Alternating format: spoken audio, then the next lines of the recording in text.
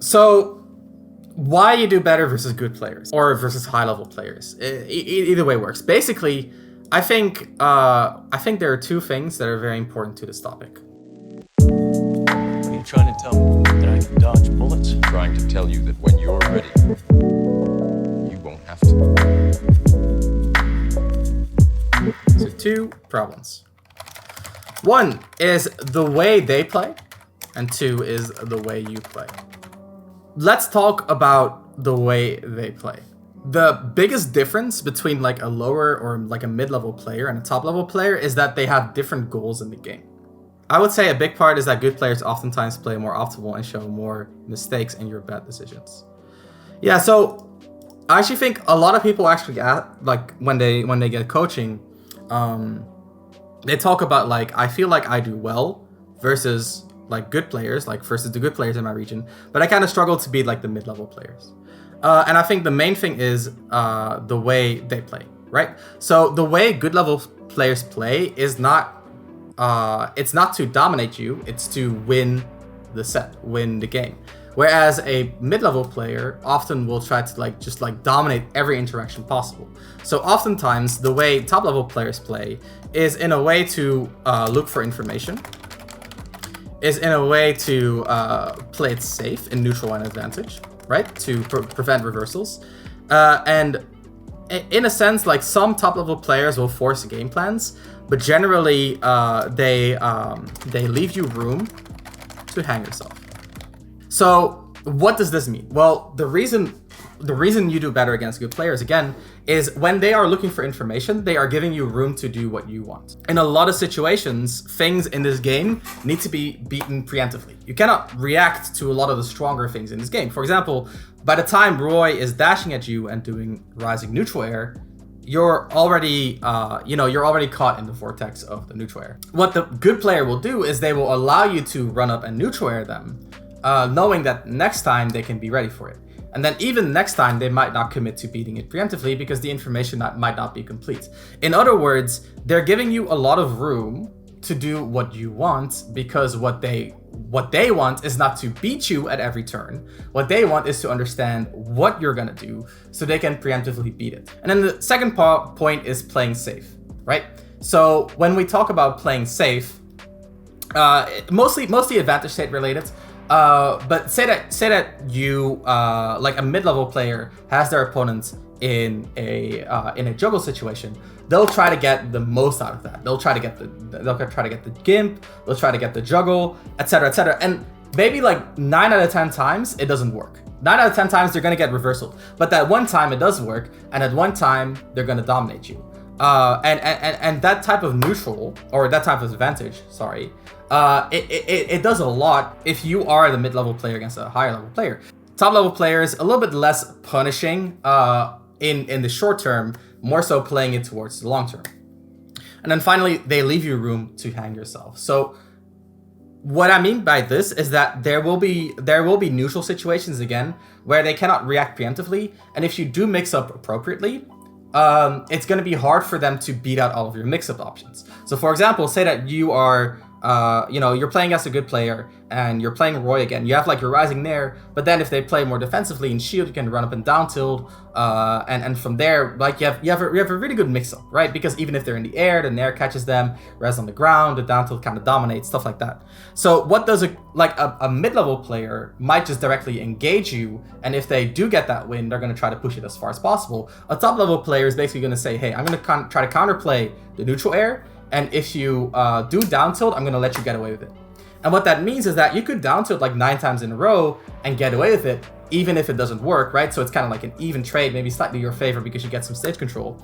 If you do the nair once, you're going to get punished. And for a good player, that is going to be ideal because at the end of the day, it's not about winning every interaction, it's about winning on the long terms. So that's kind of like the way good players often approach the game, is that they try to understand what you do first, and during that time, you have a lot of room to do well. The way you play has two issues, has two possible issues, right? So, of course, like not everyone plays the same, but from what I've seen based on my coaching and based on the people that I've played, there are generally like two pitfalls that players that are not at like the top level fall into. One of them is you go to YOLO. And the other one is you enjoy slow play for the sake of slow play.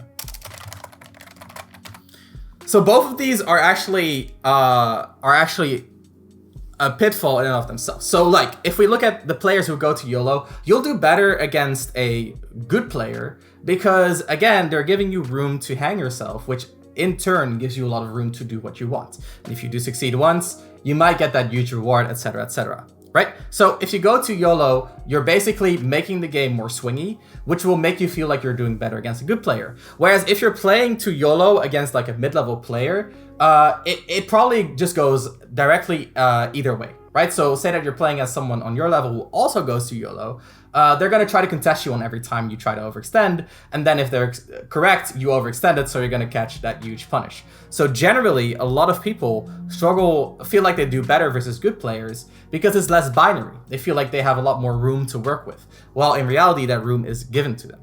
And then enjoying slow play for the sake of slow play. So this is kind of like the other pitfall.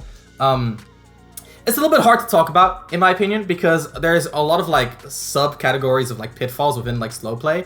But I feel like a lot of people who play slower, a top level player is not always inclined to try to like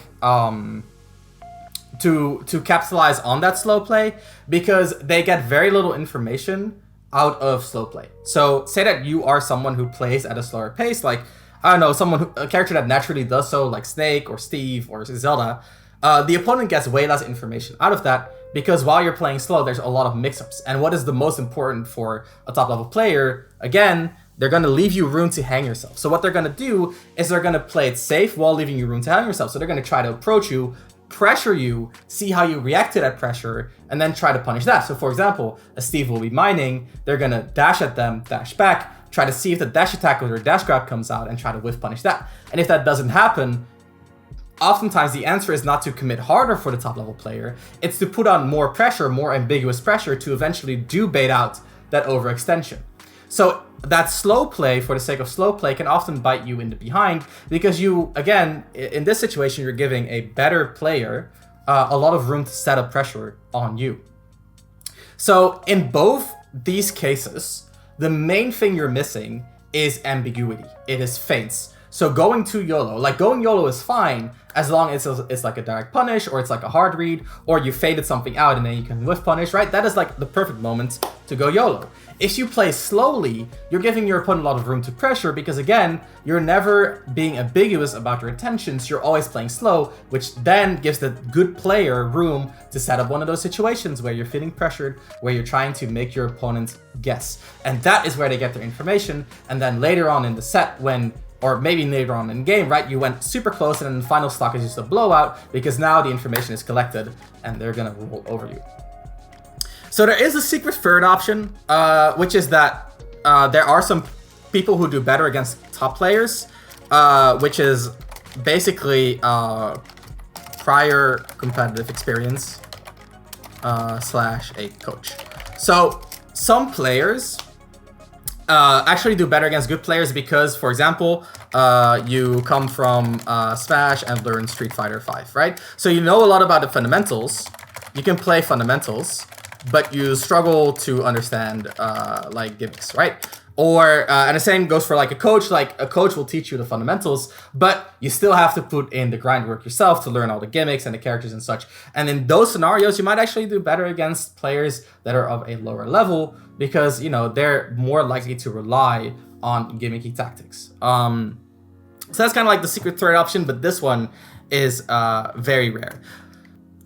I think the reality is that nobody beats good players while losing to mid-level players or scrubs. You always feel like you do better, but in reality, you're never beating a good player. If you're losing to scrubs, you're probably also losing to good players. So I think the most important advice that I have to you people in the chat, to you people watching, is that don't feel good about that feeling of doing better against good players. Because if you're still losing, you're still losing. And that is the most important thing for a top player. A top player's goal is not to destroy you, it's to win. And that is what they're doing. So at the end of the day, the consistent win is the most important. And I think like whereas a lower level player will focus on capitalizing on every situation, a good player focuses on a little bit more of the long term. So if you feel like, hey, I do better against good players, so I'm sure I'm like a really good player, I just need to like work on it a little bit more, but I keep losing to mid-level players, that's probably an alarm that you're doing something very wrong still. It's just that because good level players make you feel better, you feel less bad about your situation. So that is a that is a pitfall. That is definitely a pitfall for a lot of these players. If you do have like prior competitive experience, or you have like a coach who like helps you with like the fundamentals, and you mostly need to like grind out your knowledge, it's okay. Like don't worry too much about it. But generally, think about the consistent game. Think about feints, and think about forcing your opponents to make a choice. In this game, especially in Smash, it's very easy to avoid someone who commits. If someone commits aggressively, there's so many defensive options that there's always going to be like a good player will always identify one or two that will beat the general way that the opponent approaches, and that will lead into like a consistent win in the long term. So keep that in mind. You work on your feints, work on forcing your opponent to make decisions, and generally I would say don't get too complacent just because you feel like you do better against good players. I also feel like there's a bit of memory bias, since doing well against better players is probably more memorable and more than just losing hard. I think that's a fair point as well. I feel like, yeah, I don't know. I've seen so many people who are like, oh yeah, I beat this good player, and but then at the same time I look at their game and I'm like, you probably will never do this again, or you probably wouldn't do this if the player had the matchup experience. So in that sense, like celebrating the win kind of goes over looking at the context of the win. Or even people were like, I brought this good player to game 5 when you lost at game 5. So what really happened, right? You might have won 1 or 2 games because Terry Go killed them at 60. But in reality, like you lost the best of 5. I think it's important to say that stuff, even though like people who comment on this will probably be like, well, you should let people be happy about their accomplishments. And I'm all about letting people celebrate accomplishments. In fact, I always tell people, be happy about where you got, right? It's very important to celebrate like your improvements, because that is what keeps you motivated, right? If you don't celebrate your wins, you're gonna lose your motivation really quickly. But on the other hand, you know, you gotta stay realistic as well and know where you're at so that you can improve efficiently. Kind of how I double 2-suck Larry Lure, but then every time I look back at it, I can see how much more he could have done in which I didn't have answers before. Yeah, so that's like that is a good way. That's a good way of looking at it, in the sense that, okay, you double 2-suck Larry Lure, you can celebrate that and you should totally be happy about that. But then like what actually happened is that you kind of caught him off guard with some knowledge checks, which is like totally fine, and that does mean like you deserve the win because like he didn't do his homework. But on the long term, you should focus on patching up those weaknesses that he could have exploited. So, I mean, I think that's a good way to approach it. All my good wins basically come from gimmicking people. Yeah, Delano, but like at the same time, like we've played plenty of times by now, and like I think you're good at like knowing, okay, so right here I won because of a gimmick. And if you know that actually helps a lot, because gimmicks can be like a viable way to get a win on the short term, in the sense that like say that you have like this really good Steve gimmick that like covers all of their ledge options. You can throw it out there, and then if they know how to beat it, you can never do it again. And if they don't know how to beat it, you can just keep doing it. And in that sense, it's like knowing, like testing out your gimmicks is a very important like process of beating your opponents, because knowledge is a check, right? So if we go back to like what we talked about before in the 5 aspects of the competitive player, we have execution, knowledge, valuation, Yomi, and piloting.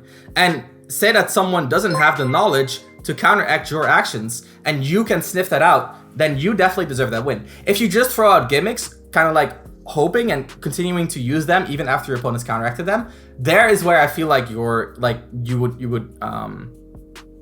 be wrong. But consciously looking for which gimmicks works and capitalizing on that lack of knowledge is a very important part of the game. And at the same time, like, that's why I think like you're doing a good job, Delano, because you're always aware of the fact that you're doing a gimmick and like seeing, okay, so did this gimmick work because of their lack of knowledge, or are there like other circumstances, etc., etc. So what's the contrast when it's two top players? So when it's two top players, most of the game comes down to, well, it depends. Like, if it's two top players and they both know the matchup, most of the game comes down to either reads or basically the matchup ratio. But if it's like two top players and like there's like a knowledge advantage, then often that is what decides the match. So keep using your gimmicks if you're still getting mileage from them. Yeah, exactly. And like, so that's kind of like another part is like, if you actually like believe in your skill, you can keep using your gimmick and you don't need to save it, because like if they know the answer to the gimmick, you should have another answer ready. I'm finding my Yoshi down special almost never gets a shield break against higher level players compared to lower and mid level players, but I still want to try at least once. Exactly, try it once, see if it works, and if it doesn't, like, of course, given the circumstances, right? So if it's like a game winning or losing play, then you probably shouldn't try it. But getting the knowledge check is very important. But yeah, like at the same time, I'm like, so if you win with a gimmick, then like by all means you deserve the win. But like, be aware of the fact that it was a knowledge check, and you're like, it won't be consistent.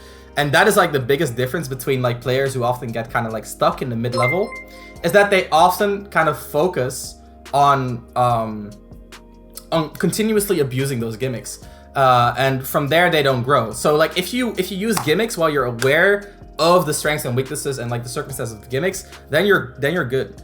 So guys, I was actually about to end the stream. Let's see if you can rate someone. It was fun talking to you guys about this. I'm definitely just gonna upload it to YouTube, so if you want to review what we talked about, just stay tuned for that. Appreciate you guys hanging out with me today. I'm gonna be back on Friday with some more coaching. Yeah, stay tuned, and again, thank you guys for your time. See you guys around.